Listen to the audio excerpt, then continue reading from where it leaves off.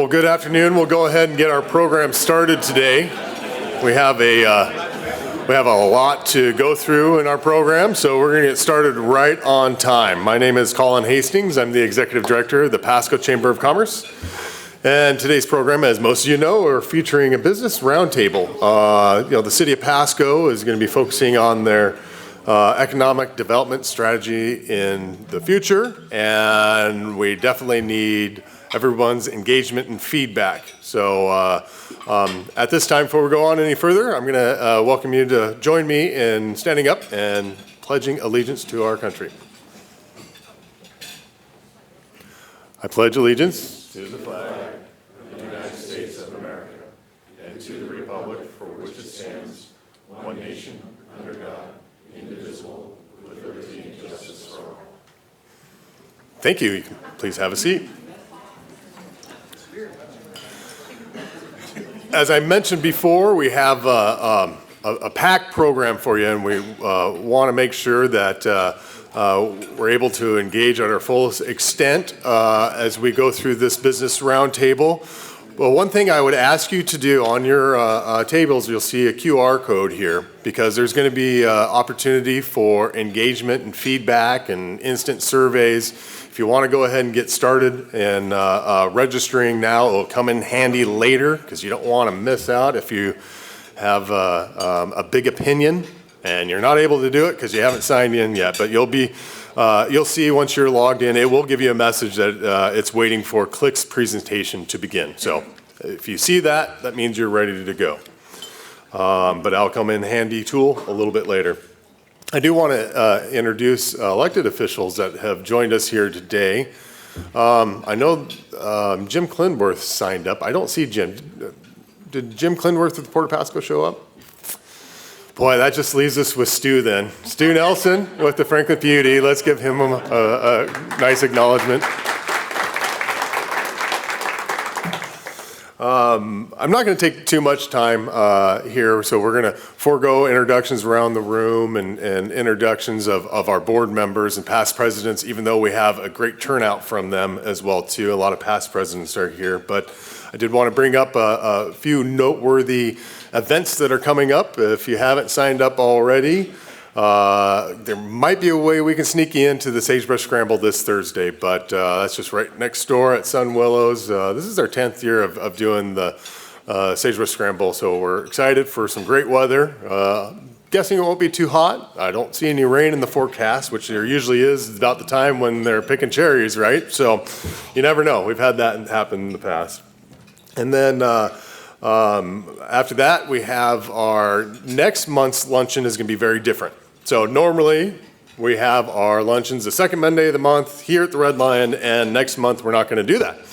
It's actually going to be at Osprey Point at the Port of Pasco, right on the river. We're having just more of a laid-back sort of get-together on the banks of the Columbia River. We'll still have lunch. It's going to be burgers and hot dogs. We still want you to RSVP, so everything else is normal, like going to our luncheon, except it's going to be outside, and we're going to have some fun games. There's going to be raffle and an auction and a lot of fun activities to do, and a chance just to kind of network in a different little format. I mean, not that this isn't great, and it's beautiful today because it's air conditioned, but we'll make sure you'll have a good time. So keep an eye out for that. The registration for that will be live today, almost immediately after the luncheon. So we'll send out lots of reminders. Our goal is to not have anybody show up on July 10th here at the Red Lion. That will still happen. Somebody will do that. And then we'll make fun of you when you show up 15 minutes later at Osprey Point.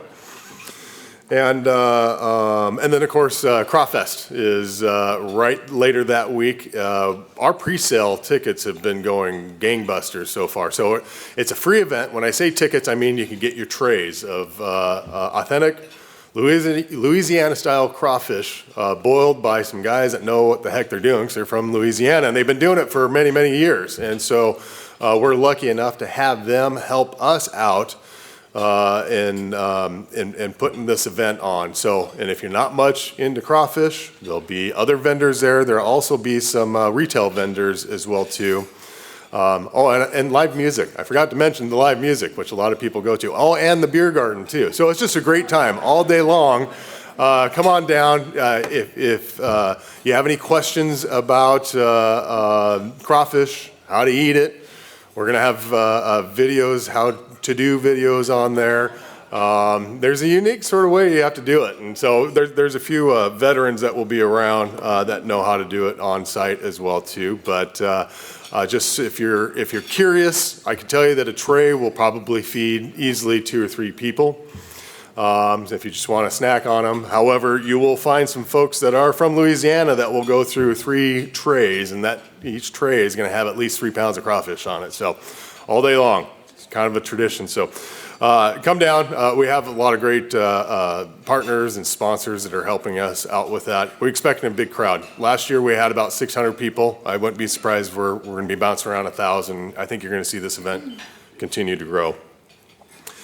All other sorts of updates you can find on our website, or if you haven't done so already, sign up for our Constant Contact e-newsletter. So how you get the nice little friendly reminders about our luncheons and other upcoming events, as well as doing surveys as well too, which we've had out for a while, and I think we've had some pretty good engagement from that standpoint. Without further ado, before we go into the program, we do want to introduce some new members that have joined the Pasco Chamber recently. So I think most of them are here. I know I saw Kedrick Jackson with American Tax Consultants, if you can come up. Rob DiPiazza, if you want to come up and help me with that. Did I see Joseph Lee with M3 Security? Did he sneak in? No. Is Jimco here? Jimco, come up. I haven't had a chance to meet Jimco with Dairy Gold. Please come up. Cody, did you make it? I haven't met Cody yet. Some of these companies know how to play this because they don't show up for the first couple luncheons, and I keep calling out their business names. So nobody from Nuvodia here. And Clark with Consor. Clark, if you want to come up, or Libby, whomever. And Don Davis, did you make it? With Academy Mortgage, so he's been playing this game for a while. I think that's it. So we want to welcome you, please. Amanda. Oh, did Amanda make it? Yep, she did. Oh, where's Amanda? Oh, great. Come on, Amanda with Grace Kitchen. They're going to help us out with Crawfest as well too. So if you're not familiar with Grace Kitchen, they're in the. We'll get that updated. Thank you. They're in the old Union Gospel location, and so they have a great mission there, and you'll hopefully get a chance to catch up with Amanda and learn more about that. So, yep, let's get the picture. Okay, ready? 1, 2, 3. Please help me welcome the new members of the Pasco Chamber of Commerce.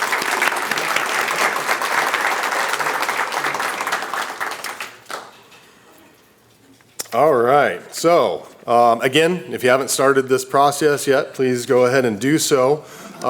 We have a little help today. So Mike Gonzalez with Franklin County is going to help us with the MC and kind of shepherd us through this program, but I do have brief bios on our keynotes here that are going to take us through this. First, with Clark Worth, he's the project manager at and principal of Consor Strategic Planning and Communication.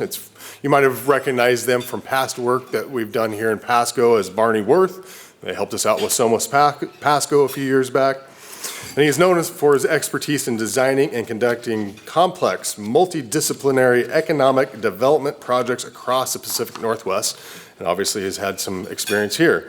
Eric Hovey as well helped out on that Somos Pasco and some other things around the area, but he's an economist and principal owner of E.D. Hovey and Company, an economic and development consulting firm that works on behalf of public agencies, nonprofit organizations, and private clients, primarily in the Northwest as well, including numerous projects and assignments throughout Eastern Washington. And Libby Backey, Community Engagement Lead, is managing principal of Consor Strategic and has more than 20 years experience in community planning and communication.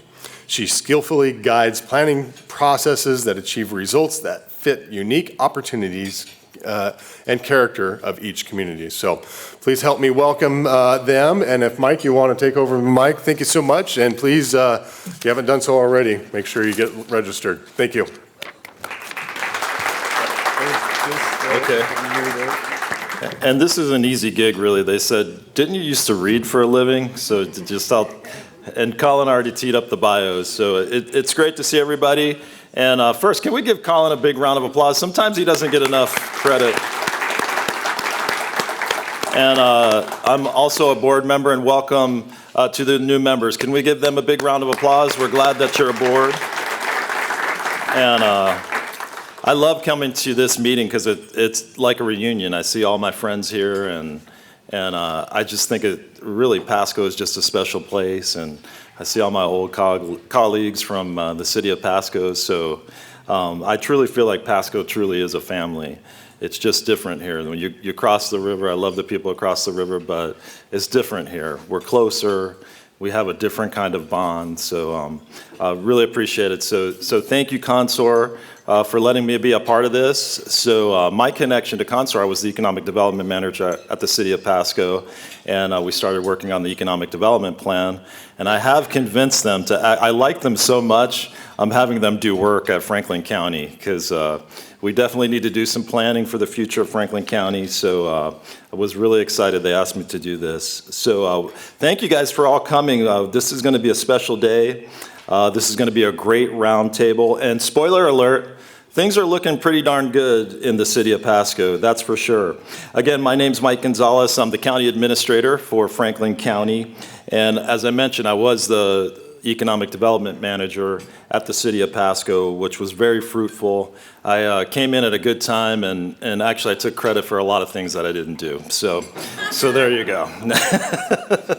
As I look at Adam, right? It's been a good couple of years, but we have worked hard, and Adam's done a tremendous job, as did Dave Zabel, Rick White, just all the crew, Jacob Gonzalez that I worked with, and you can't imagine how hard all these people work every single day. So earlier in the year, we started to work to create a new economic development strategy for the city. For 20 years, we've been the state's fastest growing county. Pasco's grown tremendously, as everyone has known. So what is next? So today's program is going to include some great talking points. We'll get an overview of the economic research, and the speakers will share what we've been hearing from the business community. But we also want to hear from you. So again, you've got, this thing is on, it's on your table. So what you do, you point your phone. I know some folks may have never done this. You actually point your phone at it. It'll take you to the website where you can engage. So I'm just gonna, I know Colin introduced our guest speakers, but I'm gonna have them stand up and kind of say hi. So Clark Worth, who's already standing. Clark, why don't you wave and say hi? They already know who you are. Eric Hovey, step up and say hi. Libby Bakke, who did an amazing job with Somos Pasco. So just a great job. And a good friend of mine, C. Mark Smith, say hi to him. And Mark is legendary in the economic development community around here, and really just a great friend. So thank you all for being here. So sit back, relax. We've got a great show for you.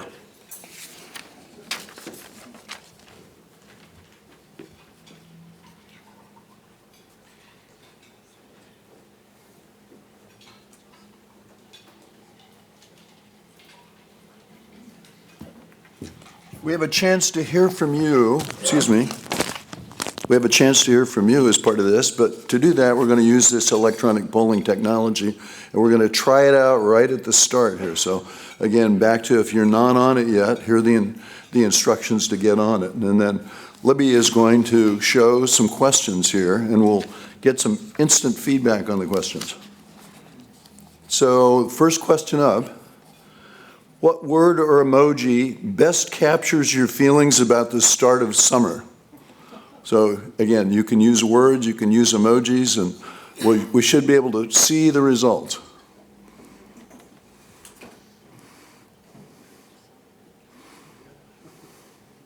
I see a lot of smiling faces there.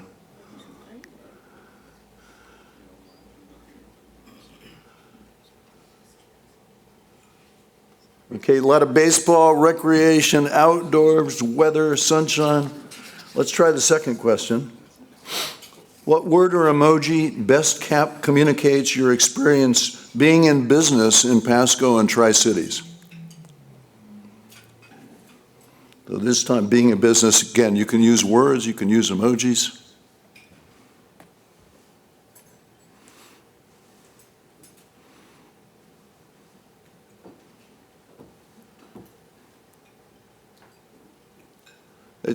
These are really positive. Opportunity, great, rewarding, the big smiley face with the sunglasses on, prosperous, all positives, I think. And I think you're going to find in a minute that that is going to match up with what Eric talks about when he goes through the economic analysis.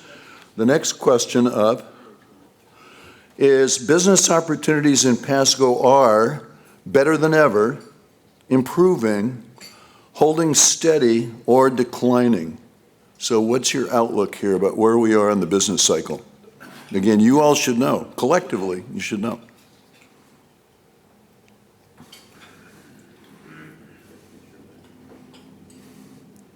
And you'll see in a bit, we asked this question. We've been surveying 5,100 licensed businesses in Pasco, and we used the same question. So you'll be able to see how yours matches up. And I would say, in general, yours are a little bit more positive, that almost 60% improving, another 20% better than ever. These are really positive scores, and declining, no declining. So with that, I'm going to introduce Eric Hovey, and Eric's going to come up and talk about that. Eric's been doing really comprehensive economic analysis here of Pasco right up to the current year. So he'll share the results of what he has, and then we'll have a chance to get some feedback from you on it later.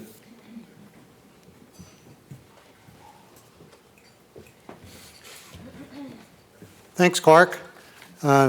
It's good to be here, and go ahead with next. So I've, as was mentioned, I've had the opportunity to work in Pasco and on kind of Tri-Cities area on several occasions, including Somos Pasco, and so it's good to be back and involved with this update. I want to start by discussion by looking backwards at where we've been and where we've come from in the last few years since Somos Pasco and since the pandemic. Then I'm going to look ahead, kind of the market analysis part of this, and end with some ideas as possible strategic options for where you might want to head in the future, both community and business related. One of the things that I'll do as I go throughout this is do some comparisons of Pasco with Franklin County, the two-county metro area, and the state. And the other thing I guess I would mention is that in doing this work, we're both data-driven and stakeholder-driven. You'll hear especially about, in terms of the business responses, the stakeholder from Clark later, but in thinking through what some of your options and opportunities are, where we're kind of guided by both and kind of wanting to see, do they reinforce each other, or are there conflicting messages that we need to be able to address. Next. So looking back, things have been good. As was mentioned in the introduction, Franklin County has been the fastest growing county in the state since 2010. So that's more than 20 years. There's been strong growth in terms of population, jobs, and wages in recent years. This is a community that is young, culturally diverse, job ready, for really offering opportunities, I think, going forward on those kind of basic kind of building blocks for continued prosperity in the future. This community has increased its incomes and has high home ownership. This is a place where you get more house for the money, although, like everywhere else, that's changing a little bit right now, given interest rates and prices of housing and availability. Strong economic anchors coupled with diversification and really with ag business being kind of the historic basis of the community, broadening in recent years to logistics, distribution, and also strong growth, employment growth coming out of the pandemic and construction. A few key issues that we'll talk about now, and as we get into the additional discussion later on in terms of things like education, housing, and infrastructure. As you see the one graph here, we compared the growth rate in Pasco with that of the county, Tri-Cities and Metro are in the state of Washington, and Pasco is leading those other comparison jurisdictions. The next slide takes it a little step further, just in terms of kind of a bird's eye view of some key demographics. This is a majority-minority community, close to 60% now Latino. You compare that with the state, which is about 15%. So this is, you know, you're really kind of at the cutting edge of where, in many ways, the country as a whole is going. And I think that offers, that's kind of where business wants to be in terms of being able to have workforce diversity. So you're really, in so many ways, ahead of the curve. A very youthful population with strong labor force growth potential. Your median age is just over 30 years, and you compare that with the state of Washington, where the median age is close to 40 years. Incomes have come up in recent years, and you're comparable now to the Tri-Cities, to the metro region. Still below the state, but as is the Tri-Cities area, but there's been strong growth in recent years. Affordable housing, as I mentioned, your home values have been affordable, and you look on affordability indices that are prepared by other organizations, and this has been one of the more affordable regions of eastern Washington. Again, that's changing now. That affordability is really being eroded by factors that are kind of beyond local control in terms of what's happening nationally, and that has become, I think, even in terms of comments that we've heard, an important priority for being able to take that on and address that and keep that sort of competitive advantage for the future. Next, we talk a little bit about educational achievement. This chart here, these complex pie charts here, compare Pasco, Franklin County, Tri-Cities Metro, and the state of Washington. The red piece of the pie is the percentage of adults aged 25 and over that do not have a high school diploma. And as you can see, Franklin County and Pasco, about a little over a quarter, as compared with the state, about 8%.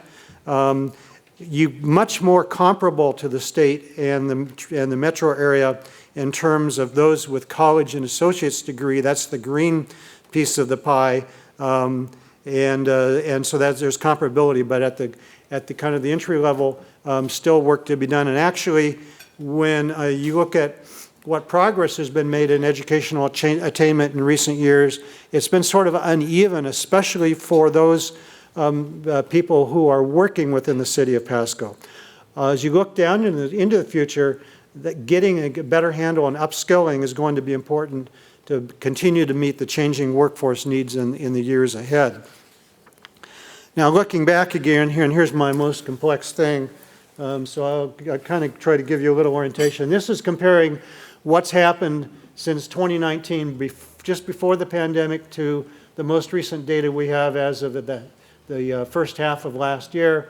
The size of the bubbles indicate the size of employment, and so government and agriculture are the two largest sectors, followed by manufacturing, and you can see the same thing over here in manufacturing.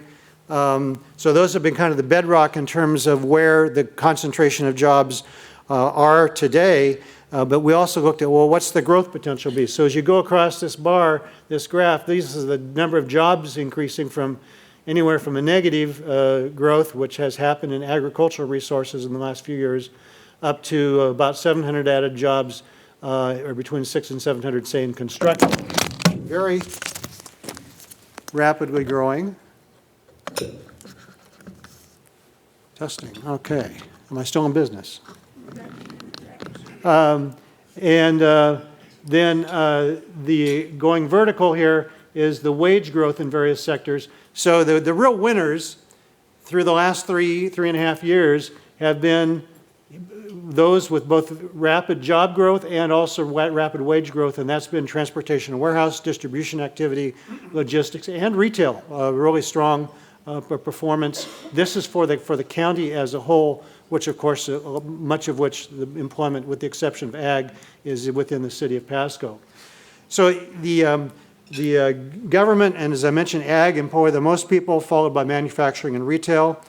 Construction has been the #1 category for job growth. The wage growth has been strong in categories, as I mentioned, for transport, warehousing, retail, also finance, insurance, and information. Those are smaller sectors, but with very strong wage growth. I think the thing as you look into the future is we've seen a lot of churn through the pandemic and coming out in terms of who the winners and who the losers have been. I think we're probably going to continue to see some churn going forward just as we begin to renormalize. So the winners here in the last couple of years may not be the ones in the future, and so part of that is kind of keeping your eye on the ball to see where we end up. So what I especially look at is this kind of core here and the people kind of in the middle, where there may be some breakout opportunities, for example, manufacturing, as in reshoring, healthcare, especially with an aging population. So I think part of this is we're in a very dynamic period, and what is happened in the past is not necessarily the best guide to the future, but we can expect this sort of continuing churn. Another look at job resilience and clustering. The blues and the purples and the deeper purples show where the concentration of jobs are currently within the area. Pasco overall has about 20% of all the jobs in the metro area, the two-county area. That's compared with your 25% share of all the population of the region. So you're actually a little bit fewer jobs relative to population. However, your strongest job shares, where you have more than a quarter of the region's jobs, are in distribution, manufacturing, and retail. And where the community has been weaker has been in service-related businesses. Jobs, as you can see, are distributed across the business and industrial areas, especially near major travel corridors and in or near the downtown area. I want to take a look at retail sales, and we do this analysis of kind of retail sales and leakage. So if you're over here, you kind of, and maybe counterintuitive, you've got a surplus, more sales happening locally than you would expect based on local population alone. If you're over on this side, you've got sales leakage, which means that you've got dollars leaving the community. And if you're right down the middle here, you're relatively in balance, which is fairly unusual actually for the Tri-Cities area. I don't see this in many markets that we've worked in, where your actual sales are pretty much performing in line with what the population would support. Your strengths are in automotive, which is a very strong strength for Pasco, and also for the region, for the Tri-Cities region, and general merchandise, which would include everything from traditional department stores to major discount stores, where there's a very strong presence, but not so much in Pasco, but in the region. So as you look to where opportunities might be in the future, it's really going to be predicated in many ways on serving the residential growth that happens and or drawing customers into the region from outside, beyond the Tri-Cities, who really begin to look at the Tri-Cities as more of a major destination opportunity, and or in identifying niches of the business community that are underserved, especially in looking to where the changing demographics are going to be of the younger population and what their needs are. So you may be theoretically in balance here, but it may be that it's not necessarily the right mix going forward in terms of where a younger population is going to want to be now and in the future. So looking ahead, I think we can expect strong growth. It's likely to continue. I think that's reflected in the polling we just did and everything that we're hearing. That increases business opportunity. You have the opportunity to build on your strengths, also capture emerging opportunities that some of which aren't even necessarily readily apparent now, but will be over the course as we move again beyond the pandemic and renormalize, and also address your current weaknesses and potential threats.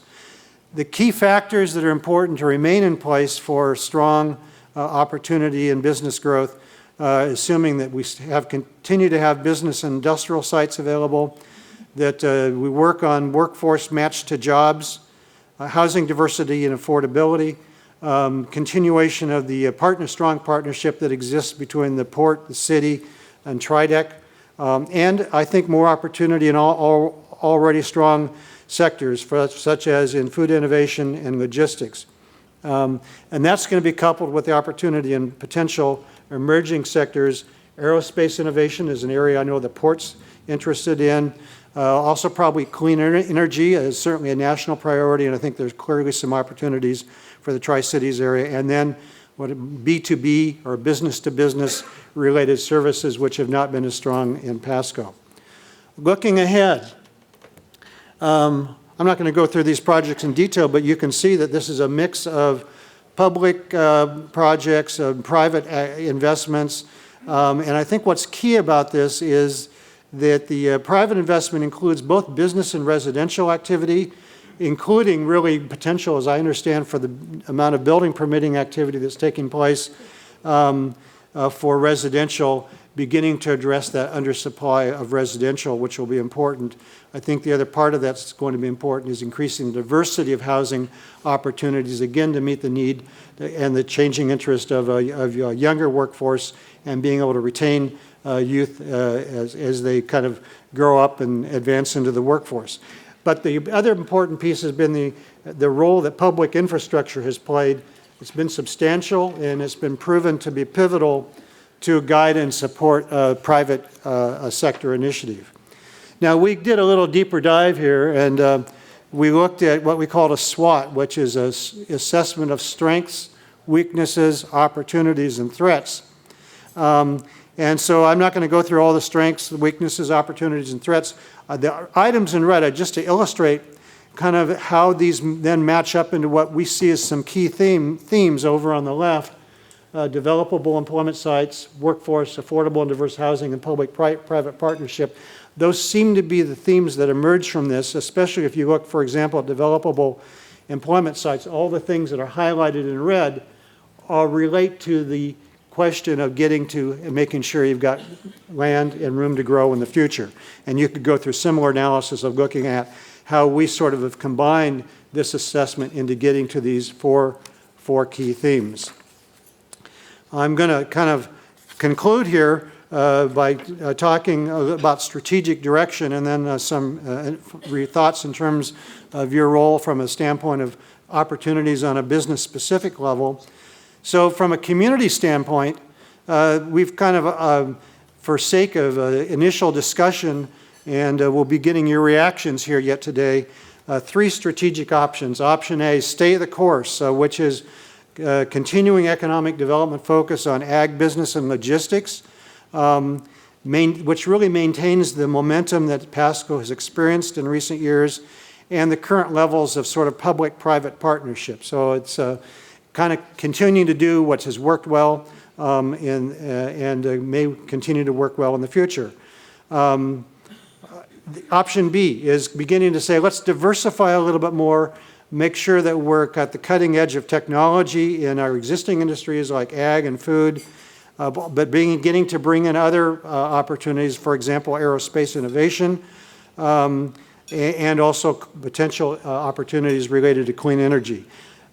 For this to happen, it's going to depend upon public-private interest and frankly ramped up funding capacity to really begin to more strategically target these opportunities that are beginning to be of interest now and will be emerging over the course of this coming decade.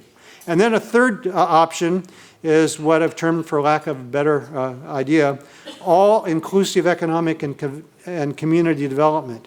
And with that, we look at expanding business economic development to focus more on proactive small business assistance, downtown revitalization, workforce training, regulatory streamlining, and/or mixed-use housing and community development. So it could be some or all of these pieces. The key thing is that this requires even us to step up our game even more than we've done in the past and takes us in some new direction. It's not necessarily to the exclusion of continuing to do what works well, but it begins to be an added layer of potential emphasis. So you got a little chance to think about this before we poll you here at the end of what your thoughts would be. Now, Clark Worth asked me to step out on a limb here and say, if I were in your shoes, what would I do? Well, I can't fill your shoes, but here are a few thoughts. Important, I think, for just about any business these days, as the world is and markets continue to change, it's important to know your market, what's both the local market and what the opportunities are in serving beyond your local community, drawing people in from outside or maybe doing e-commerce, figuring out where the unmet niches are. It may be that the overall market in a particular category is already well served, but we're missing the boat on certain key pieces or demographics within that market, and so trying to figure out those niches and make sure you stay current. Plan and implement. If there is I think we all learned through the pandemic the importance of flexibility. Hopefully now we're going to be moving, especially if we get beyond a potential recession here, we're going to see upside potential, but again, that flexibility and adaptiveness is going to be important in terms of those that can capture the wave versus ones that take a little longer to get there. And then finally, network and collaborate. Both working with others in your business sector and across sectors where you've got complementary interest, and hopefully have a little fun along the way. In the meantime, hey, I think you guys can pat yourselves on the back for another championship season going forward, keeping a good thing going. Thanks, and with that, I'll turn it over to Clark.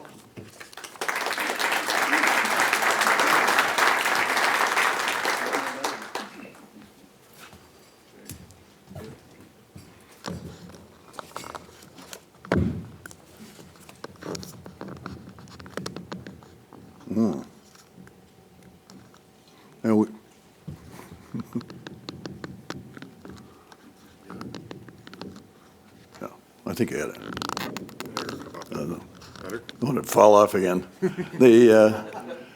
Colin asked me before we start, some of you don't know what Somos Pasco was, so I'm just going to very briefly talk about Somos Pasco. That was a community economic vision that was formulated under the Port of Pasco in 2017. And more than 2,000 people in Pasco participated in developing the vision. And a very quick summary, the solution boiled down to one word, which was education. It being really the key to Pasco's economic future. And so it was rewarding for me at the start of this project, which is, again, 6 years ago, started this project. In the first week of the project, I was sitting in the office of the school superintendent, Denise Whitney, and she was ecstatic because Pasco had just passed that school bond measure. So she was if the future is education and you can't pass school bond measures, you can imagine what that looks like. So again, exciting to see that kind of progress in Pasco. What Eric was talking about, the numbers, and we go by the numbers, we believe in the numbers, but economic development is really you. This is where it happens. The playing field is out here. It's what you do. What do private investors do? What do people operating businesses do? And so in addition to the numbers, we've taken a chance to talk with people who are actually in business, doing business. And we want to report on that too. And I would say most of what we have backs up that great news that Eric was talking about, where, Pasco has more than survived the pandemic. It's become a fountain of youth where all across the country, population is getting older and older. In Pasco, it's getting younger and younger. It's amazing. It's the most diverse big city in the Pacific Northwest. Some really exciting things about it here. And the job growth here has kept up with the population growth. So we're not just growing population, but we're growing jobs along with it. We did two things in terms of talking with folks. One of them was that we did interviews with some business and economic leaders, and they're both public and private sector, and that shows the organizations. And most of them, you probably know the names, you certainly know the names of the organizations they're associated with. And I'll share the results of that. And then the other thing that we did is we've been surveying, I mentioned earlier, 5,100 licensed businesses in Pasco to get their point of view, and I'll report on both. The survey is still in progress, but we'll tell you what we know right now. For the interviews, One, we found that people thought, well, they described Pasco as a boomtown, bursting at the seams, but they think that's going to continue. One of our key questions is, are we done with that? Was that before? And the answer was no, we're not done with that. People think the trajectory is going to continue, that growth will continue just the way it was.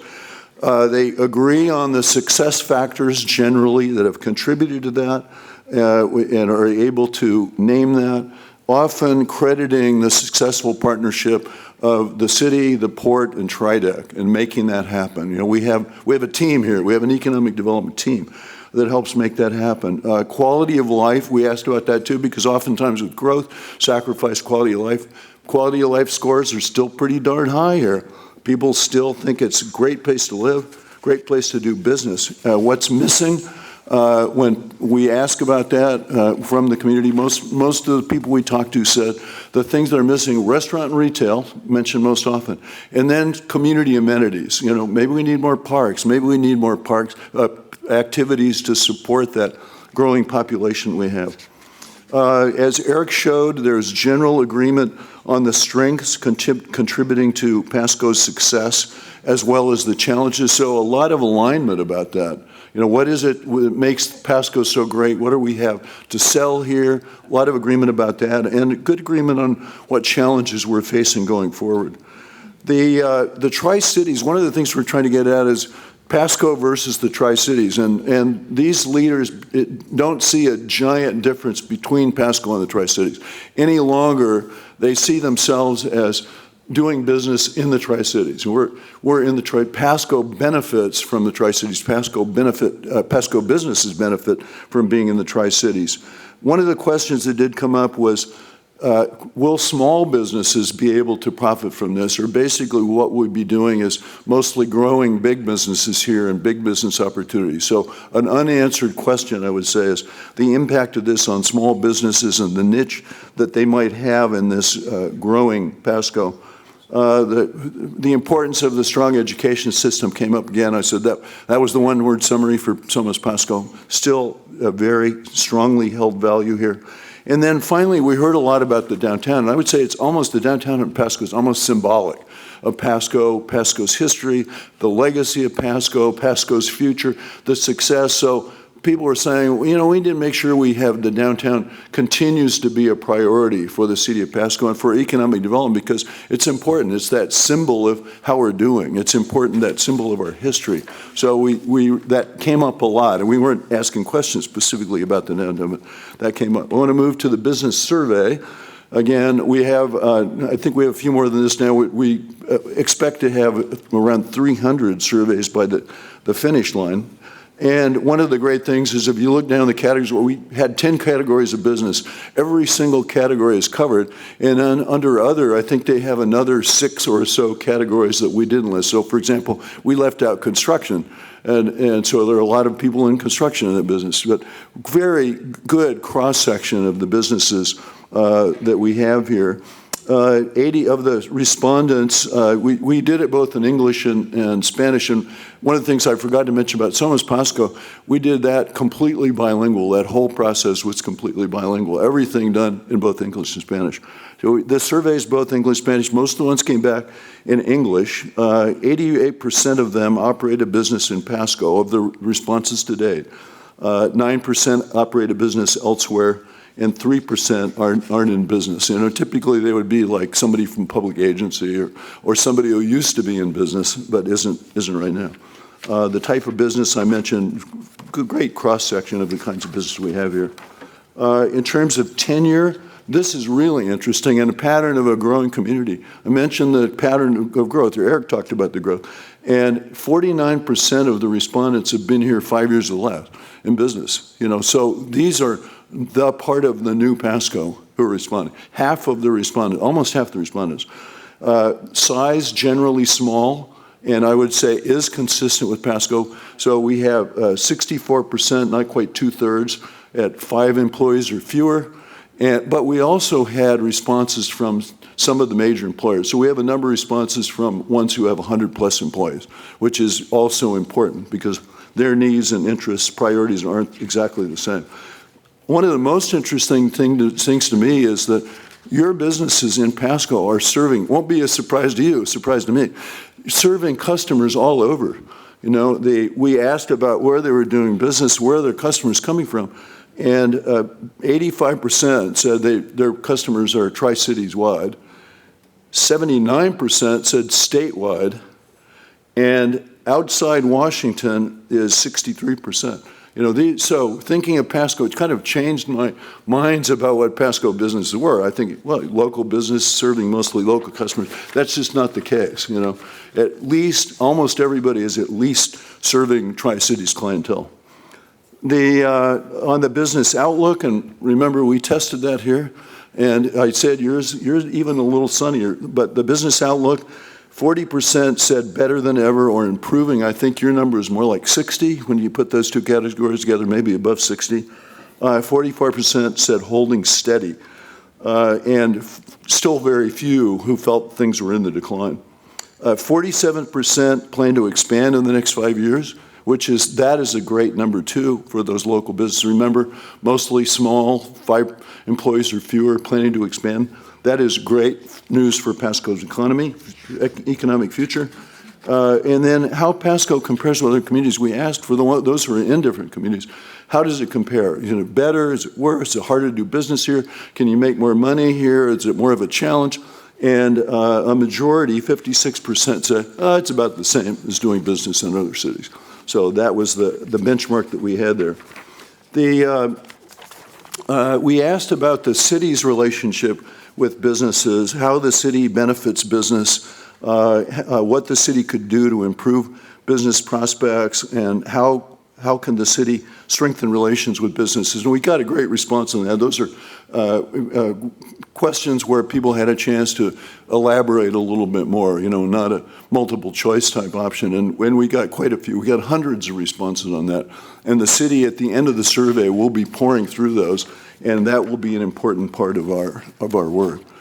And now we're going to go back to electronic polling and hear from you again, with Libby running it here. The next question up, your future plans to expand your business or add jobs in the next 5 years. Have plans to expand here in the future, no plans to expand, or uncertain? So it's 72%, over 2/3, up to 72 is the highest number I saw, have plans to expand here in the future. Again, kind of matches up with the survey, even stronger result than we got in the survey up to this point. Next question, for people who've done business in other communities, how does Pasco compare? And remember, we asked that question in the survey. Again, I'm interested in your experience here. Easier, cheaper to operate in Pasco, about the same, more difficult or costly, or I haven't done business elsewhere, how would I know?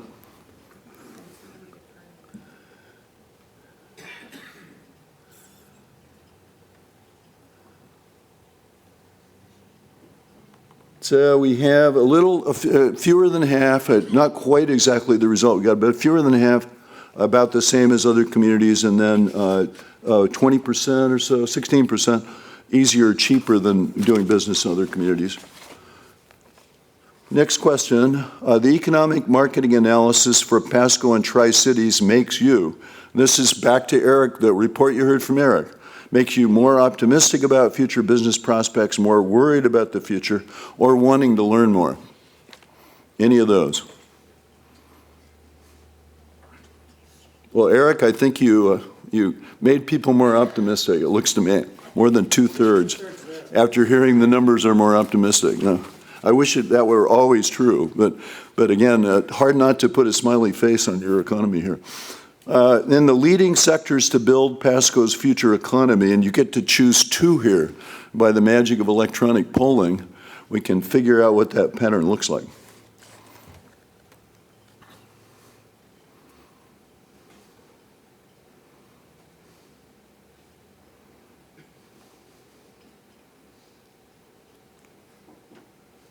So what I'm seeing is every one of those categories has got some opportunities that you see, with the 2 leading categories being agriculture and food processing, which has always been a mainstay, and retail. And one of the big surprises of Eric's study for me, we heard a lot of people saying, well, Pasco doesn't have the retail, it's in the other communities. What we actually found from Eric's study, retail is very strong in Pasco already. Very strong. And Pasco gets its share of retail, in part because Tri-Cities is a regional attraction for retail. So we're bringing in a lot of customers from outside. So if you're comparing yourself with Richland, compare yourself with other cities around Washington and the country. You're doing very well in retail, but there's still, with any growing community, there are always more opportunities in retail. Next question up, which direction do you prefer for Pasco's economic development strategy? And Eric showed you these, and I'll mention one. One is stay the course, basically, hey, things have been great here, things are going well, don't screw it up, whatever you do. The second was tech industrial diversification, finding some sectors that aren't here, that aren't the main standbys. The third one was all-inclusive economic community development, where we concentrate more on the fabric of our community and things that make the community, the base of the community, stronger to kind of catch up with the growth. Or another option, a combination of those directions, or none of those. I don't like any of those. And it sounds like that 2/3 focus on that all-inclusive economic community development. And now it's your turn. We're going to open it up to a few questions here. And Colin has a microphone, a cart that's all the way across the room. And so we have a few minutes here to maybe 5 or so. If you have a question, try to be brief, and we'll do our best. Maybe I'll get Eric up here too to answer, because he knows the numbers. I know what you have said, but Eric's got his handle on the numbers. So got a hand right there, right next to you, Colin. Jenna, right in front of you, the guy right in front of you. Yeah. I actually have a question for each of you. So on the trend analysis, so why wouldn't AI be factored into the analysis of a major threat to some businesses and industries? And on the survey side, if 64% of the businesses are 1 to 5 people, why wouldn't it be included in the economic development plans? Because there's a lot of us sitting in here with 1 to 5 people in smaller businesses, less than 10. Well, I think with the all-inclusive option, that would become a much bigger focus, would be small business assistance. With that, it's probably not been, at least explicitly, as far as we know, a major emphasis in the past. Although I know that, for example, in downtown, there's been some of that emphasis, but this would suggest a broader approach citywide in working with small businesses, not just retail, but I think there's real opportunity, for example, with professional firms doing technical as well as professional services. Yeah. Something to keep in mind in any community, and it's maybe hard to keep in mind here where you've had some big new employers come in, big entries, but in any community, most of the employment's in small businesses. You know, they are the heart of the economy in any community. So it's definitely an important component of this going forward. Any others there? Don't be shy. There's another question about AI. About AI? About AI being. Are you in the chat, or what are you putting? Oh, okay. Who is it? Libby, I have no idea what you're talking about. Artificial intelligence? I think he answered it. He answered the first part. Okay. Okay. Any others?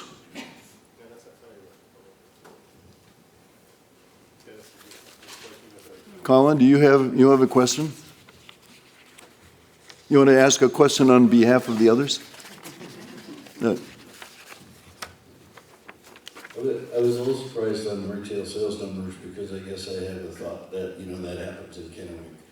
Is that skewed in any way by the majority of the large car dealers that are in town?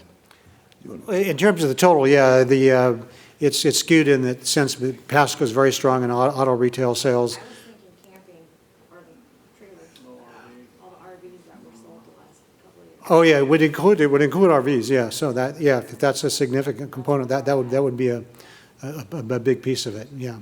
And as again, I mentioned where the biggest weakness appears to be in Pasco is related to general merchandise, which is everything from traditional department stores to large discount kind of chain operators. Another thing about retail that Eric's numbers shows is that, online retailing has been such a strong presence nationally here and a trend. Eric's numbers shows, one, the trend is flattened, and two, it's not any more of a problem here than in Pasco than it is anyplace else. Pasco, it's about, the loss to online shopping is about the average, national average. So, any final question here?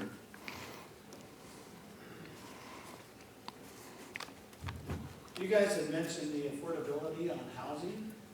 Is there anything in the near future that we can see that's coming up that's going to change that? Because from what I see, housing is becoming less and less affordable, not only in the Tri-Cities and Washington State, but across the country. Actually, the guy right behind you with a white shirt can give you a great answer to that question if you hand him the microphone. This is Jacob Gonzalez from the city of Pasco. Yeah, well, I said this number earlier on the radio, but City of Pasco's got about 4,300 housing units in the current development review cycle. Most of those have already been approved. Most of those of our diverse housing types. That's a start to begin to address some of the housing challenges we're facing, certainly in Pasco, but across the region. Pasco, I think, it's been documented and well recognized at this point that the city's under our leadership has made some significant changes to our zoning and housing policies to accommodate more diverse housing options.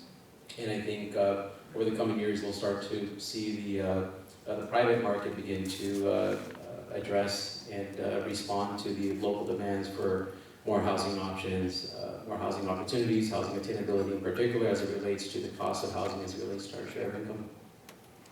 Yeah, one thing about housing affordability, a couple things about housing affordability is that one of the reasons why Pasco has been doing so well is that housing, again, in relationship to other communities, housing here is affordable. And hopefully it will continue to be affordable, although it's already not as affordable as it used to be. But another thing here is home ownership in Pasco is extraordinarily high. It's around 70%, which would put it among the top cities in the state. And one of the strategies I think that will come out of our work is finding ways to keep that number high, because home ownership is the main way that households in the country build net worth. That's how they build wealth.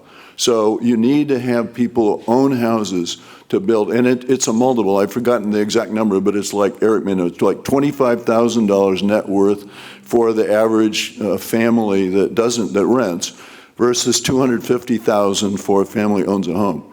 So it's an enormous chasm there. So if you can keep that, as housing prices increase, Jacob is talking about broadening the housing products that are available, so they're less expensive to build and less expensive to own, but finding other strategies here to get people into houses that they own. The track that you want is ownership, not just to housing, but ownership housing. Yeah, again, I would just emphasize that diversity of housing product in terms of other ownership opportunities, whether it's townhomes or condos or smaller patio homes. Just broadening that mix is going to, I think, really help in terms of more opportunities to maintain high home ownership, even in otherwise challenging times as far as interest rates and so forth.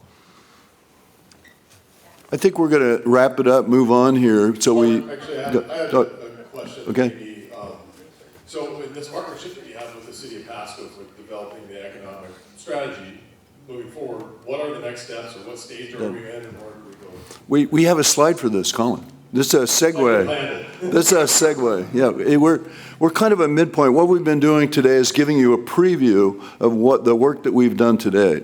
And now we're moving into the strategy steps here. And as we do that, the people sitting at the middle table there, Adam Lincoln, the city manager from City of Pasco, Jacob Gonzalez, Community Development Director, Stephen McFadden, the Economic Development Director for the Port of Pasco, those people, we're moving more into their arena to talk about how that strategy will be shaped. That the work will be done by the fall sometime, so stay tuned, you'll hear more about it. We'll make sure that the stuff is available on the Chamber's website as well.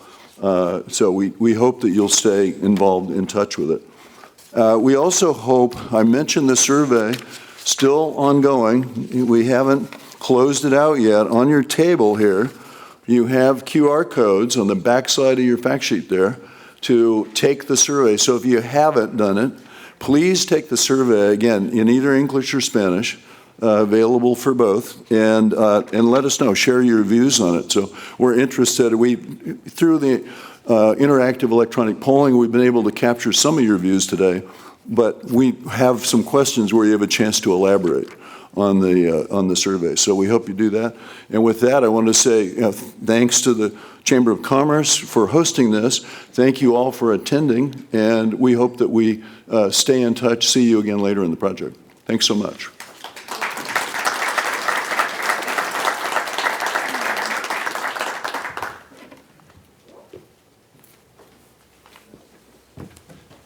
Keep your eye on Pasco, right?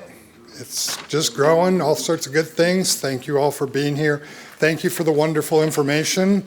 Thank you to our sponsor, Ron. Ron, come on up here and share a little bit about your business.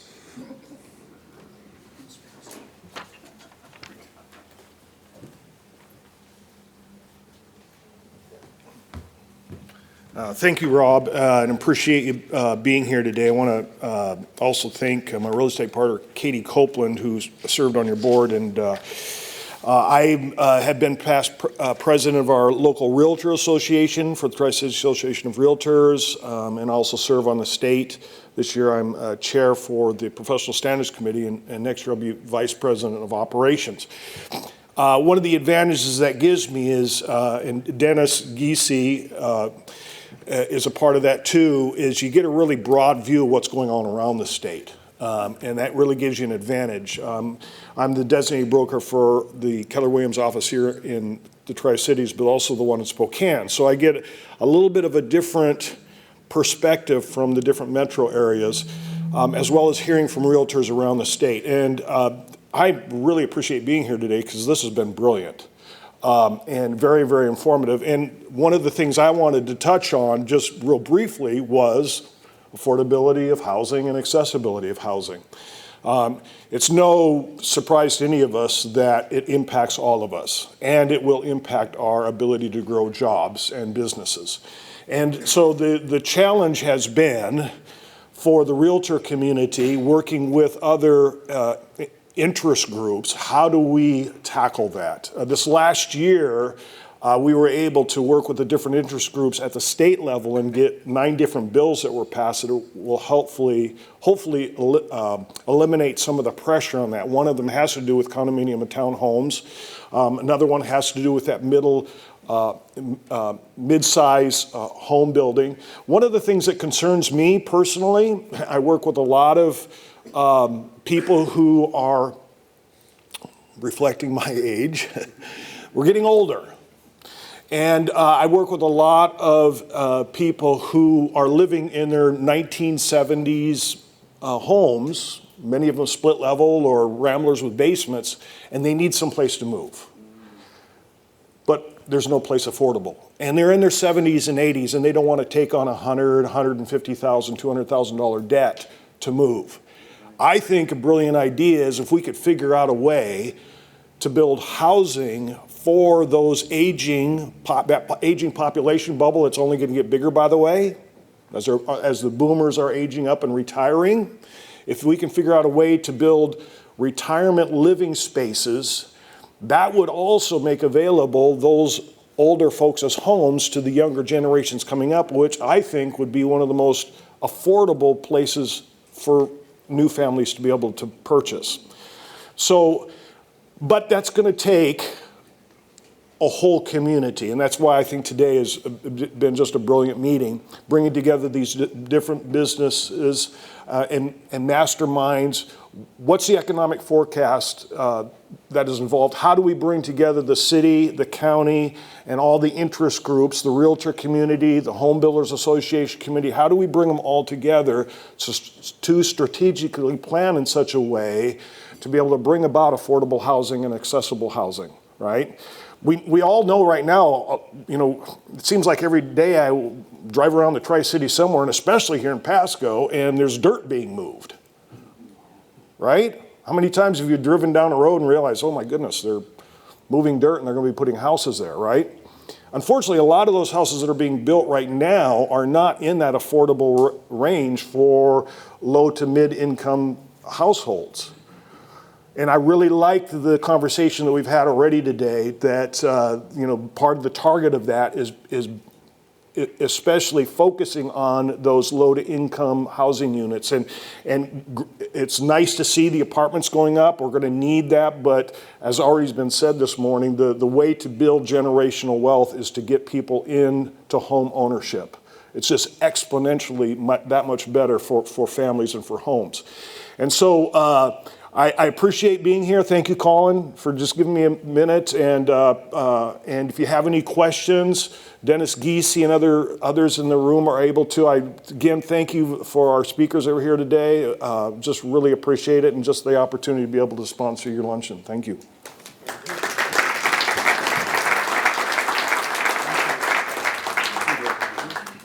Hey, neither one are mine.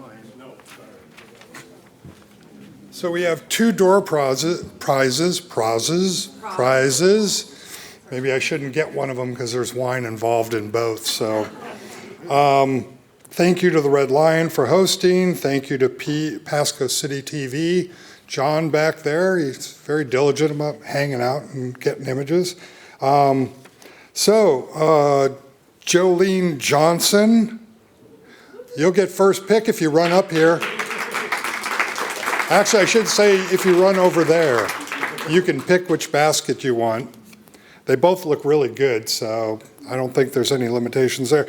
And James Kirkham. There he is. I have one little tic-tac I'll plant with you.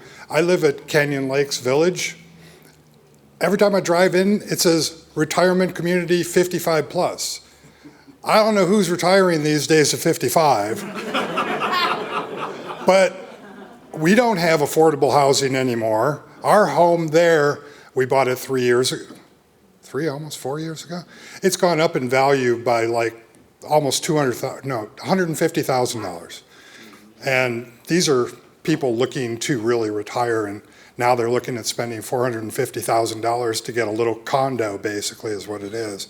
So keep that in mind. People don't retire at 55 anymore. If you restricted it to 65 plus, maybe you'd have more available to them. Anyway, thank you all. You have a good one.